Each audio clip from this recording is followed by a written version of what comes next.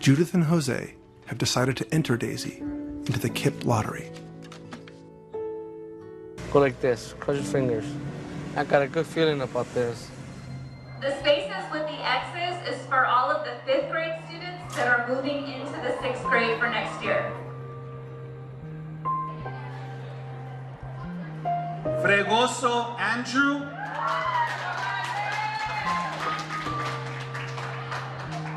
Cabrera Alondra. Come on, Daisy, cross your fingers. That's a clip from the documentary Waiting for Superman that's showing you the lottery that I was explaining earlier, how my child entered a lottery to get into these schools. And it shows you the emotion behind many of the parents hoping that their kid's name is pulled out of a hat. There are many different alternatives, many different opportunities for choice for parents in this education system. There are vouchers. There are charter schools, what we've talked about today. I'm back with Cara Kerwin and Kyle Olson. Kyle, let's start with this. I think many people don't know. We've thrown this term around, charter school. What is a charter school? And before I have you explain that to me, let's just, if we can, put up the formal definition of a charter school. And they're publicly funded, independently operated, that are allowed to operate with more autonomy than traditional public schools in exchange for increased accountability. So first of all, charter schools are public schools, correct? That's right. So some are nonprofit, some are for-profit, but the charter is literally an agreement between that school or the operator and the authorizer, which could be a city, a college, a state, something like that. And the agreement is that they will perform. And if they don't perform, then their funding is pulled or they are closed or there is some penalty for not performing. And what freedom does it give these schools? They operate under this charter and they are then allowed to play essentially outside of the traditional rules of education. Right. I think the biggest freedom is that typically they are not unionized, which means there is not a multi-100-page contract with rules and regulations and all of those sorts of things that dictate what will go on in classrooms and in the school. I think that's the biggest difference. So they're allowed to hire teachers that are not unionized. They can increase the length of day, I think, on schooling. They can reward effective teaching, right? Pay more. There are lots of opportunities for flexibility to try new things and replicate what's working. Now, so we have to ask the obvious question: how are charter schools doing versus traditional district public schools? Now, I'll put up a chart for you that shows you how charter schools are doing. It's a little confusing, but take a look at this. This asks how charter schools are doing compared to the traditional public alternative that you're in. When you see there is reading in green and math in purple. So what it shows you is that for 56%, there's no significant difference. For 25%, a significantly better opportunity. 19% described as significantly worse. In math, somewhat similar. 40% no significant difference, 29% significantly better. But, Cara, you know, I think one of the things in this debate that is often mistaken is it's really not about whether charter schools are better than traditional district public schools, right? It's about whether some charter schools are better than traditional district public schools. Well, I think there's two key points here. One, not all states have great charter school laws, and so the strength of a state's charter school law really does matter. So who authorizes them? Is it still the traditional school district that's been failing our kids and failing and creating, bad schools all along? Or is it something like here in New York where you've got the State University of New York who's brought new innovations into the sector? The other part is how we're looking at the data and whether or not we're comparing apples to apples or apples to oranges.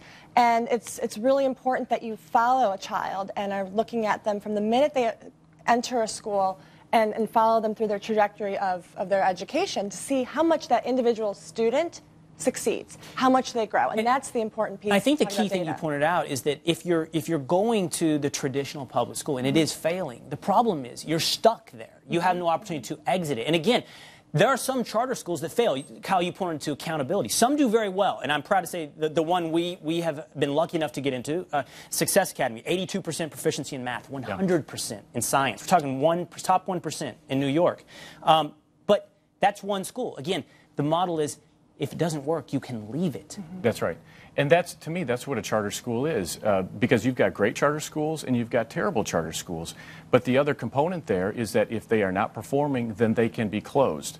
Just imagine if you could say the same thing about a Detroit public schools, which literally graduates kids who can't read, or Chicago public schools, or those other bureaucracies that are just soaking up dollars with so little to show for it.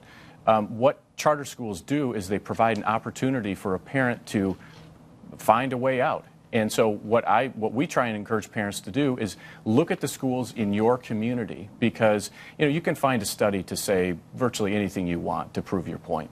But what you've got to do is look at schools in your community to see how those specific schools are performing. What you're talking about is parents becoming the mechanism for accountability. It's like any other product in society. If it is not working, you can walk away from that product.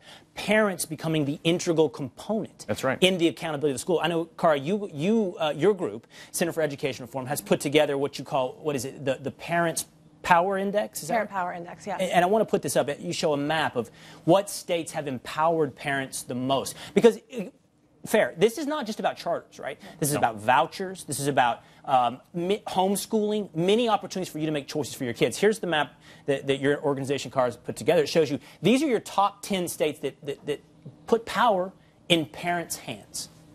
Right, and those in the top 10, it's really about making sure that the policies that are in place provide parents with access and then great quality data to make smart decisions about their schools.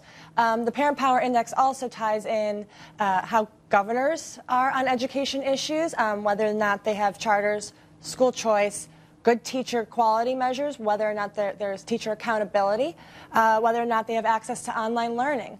And where you have your top 10, it's where they've got the most choices, the most access to options. And actually, this has come through the mechanism of law, allowing yes, parents to have these choices that you just laid out. And where we've seen choices the longest, we see significant gains in student achievement. Florida, for example. Wisconsin, where the first voucher program started, we actually see the longer students are in schools of choice, the better they do. And then I want to, if we can show the top 10, we have to show the bottom 10 as well. These are the states that provide the fewest choices to parents, have the least power. And so I would assume in these states, Cara, what we're looking at are laws that require students to attend your traditional district school. Correct. I mean, all but Alaska and Iowa do not allow for charter schools. There's only 8 states. 43 states in the District of Columbia finally have adopted charter school laws. And the rest are really lagging behind in providing parents options. We're talking about putting parents at the center of the decision-making process, empowering parents. Kyle, in the last segment, we talked about, look, money isn't the problem. Look, we've thrown money at this for 40 years, and it hasn't solved the issue.